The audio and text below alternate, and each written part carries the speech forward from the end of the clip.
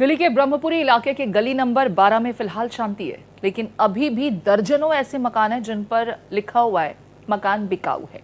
जरा सोचिए, जिन मकानों को अपनी गाढ़ी कमाई से लोगों ने बनाया, उसे अब वो बेचने को मजबूर हैं। आखिरकार उनकी मजबूरी क्या है? आरोप है कि जब गली नंबर 13 में पहले से ही मस्जिद है, ऐसे में गली नंबर 12 में शिव मंदिर के सामने ही मस्जिद बनाने की जरूरत क्या है? मौके से हालात का जायजा लिया भारत एक्सप्रेस संवाददाता राकेश ने। दिल्ली ब्रह्मपुरी का गली नंबर 12, यहाँ पे हिंदू और मुस्लिम दोनों की आबादी है, लेकिन कुछ कारणों की वजह से यहाँ पे जो एक कौम है यानी हिंदू कौम है वो थोड़ी सी दहशत में है। आप देख सकते हैं कि मकानों के ऊपर लिखा हुआ है ये मकान बिकाऊ है।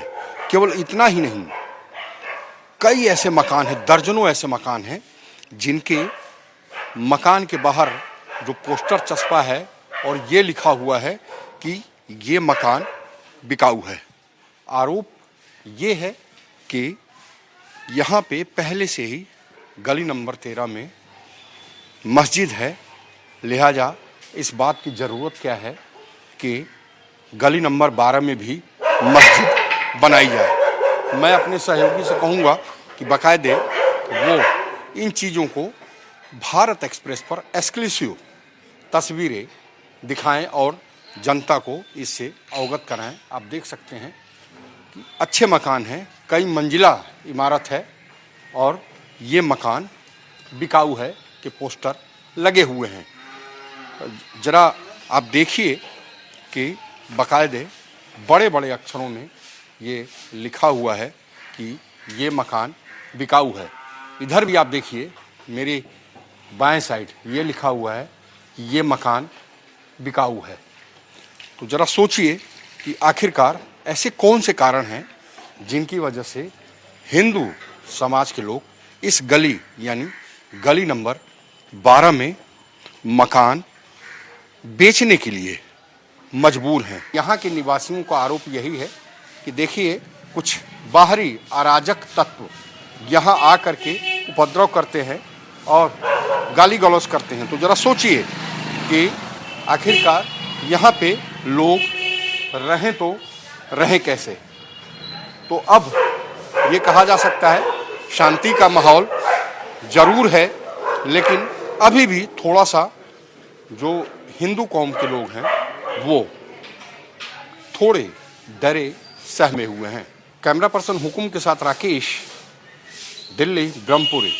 और राकेश हमारे साथ लाइव जुड़ गए। राकेश का रुख कर लेते हैं। राकेश, मकान बिकाऊ है, ब्रह्मपुरी के ज्यादातर घरों का जायजा जो आपने लिया, सबके घर के बाहर तो यही हमने चस्पा देखा, मकान बिकाऊ है। वजह क्या है? क्या लॉ एंड ऑर्डर जैसी कोई सिचुएशन यहाँ पर लोग महसूस करने लगे हैं जिसका किसी भी तरीके से रेमेडी पुलिस के पास नहीं है? लोग इनसिक्योर क्यों हैं? क्यों मकान बेचकर जा रहे हैं? सिर्फ मस्जिद के होने की वजह या कुछ और रीजन? प्रीति, देखिए, जब कल हमने रिपोर्ट किया था तो यहाँ पे पूरी गली में पुलिस फोर्स लगी हुई थी जी। और यहाँ पे चूंकि संडे की रात को, जो इतवार की रात बीती थी, उसमें तकरीबन 5 से 6 जो अराजक तत्व हैं उन्होंने हिंदुओं के मकान पे लात मारी, गालियाँ दी और इसके बाद जो है धीरे धीरे जो शांत माहौल था वो अशांति में बदलता गया। तो कल यहाँ पे पुलिस फोर्स लगी थी, लेकिन आज यहाँ पे शांति है।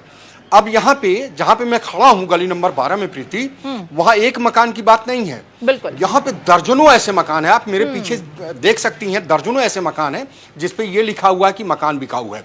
आखिरकार जो आरोप यही है कि देखिए, जब मस्जिद 13 नंबर गली में बनी हुई है तो 12 नंबर में बनाने की जरूरत क्या है। मैं यहाँ के जो निवासी हैं जो ये खुद चाह रहे हैं कि मकान जो है वो हम बेच रहे हैं, उनसे खुद जानते हैं। सर, ये बताइए कि आखिरकार किन किन कारणों की वजह से आपने लिखा है कि मकान बिकाऊ है? देखिए, बेसिकली जो बात ये है कि आपने पहले भी देखा होगा, इस दिनों से यही वजह चल रहा है कि 13 गली में ऑलरेडी उन्होंने एक घर बना रखा है जिसे मस्जिद कहते हैं, उसमें नमाज़ पढ़ते हैं, हमें उसमें कोई ऑब्जेक्शन नहीं है। अभी 12 में भी ये ला रहे हैं तो ला रहे हैं, फिर ये उधर भी गेट खोलेंगे। अब सबके तीज त्योहार हैं, मंदिर वहाँ से 10 कदम की दूरी पे, और उस कदम की दूरी पे जब बंदे जाएंगे तो ऑब्वियसली बात है, जब ये नमाज़ पढ़ते हैं तो कभी बार इनकी बाहर भी बैठ जाते हैं, हर जगह बाहर बैठते हैं, बातें करते हैं, नमाज़ पढ़ते हैं, तो उधर से आना जाना फिर दिक्कत होगी। अब जैसे कोई कीर्तन वगैरह भी होता है हमारा, पहले बहुत होते थे, अब होना कम हो गए हैं। पहले कीर्तन होते थे तो लोग ये भी जाते थे, लोग मानते नहीं थे जब भी।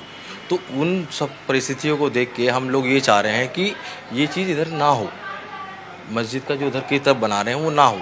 अगर इधर होगा तो विवाद होंगे या फिर झगड़े होंगे, क्योंकि बिना फालतू की बातों के राकेश जी झगड़े से जरा होना पूछिए, कोई झगड़े किसी के लिए। अक्सर हो जाते हैं क्या इनके इलाके में? लोग इससे परेशान है?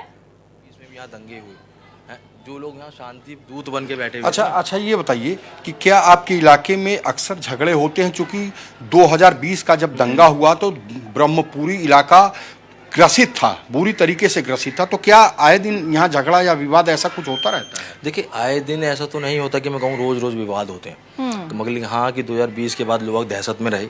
कुछ दिन हमने रातों को यहाँ जगे, लोग खूब जगे रहे, आपस में देखा, एक दूसरे का सपोर्ट करने के लिए खड़े गए कि हमारे घर पे कोई विवाद ना हो। ठीक है, रोज तो झगड़े नहीं होते, लेकिन कुछ ऐसे हालात यहाँ पर जरूर हैं कि लोग खुद की सिक्योरिटी को लेकर के आशंकित हैं, और शायद यही वजह है कि पलायन शुरू हो गया है हिंदू समुदाय के लोगों का, और घर के बाहर लोगों ने चस्पा कर दिया है। मकान बिकाऊ है। बहुत शुक्रिया राकेश इस बातचीत के लिए, इस रिपोर्ट के लिए।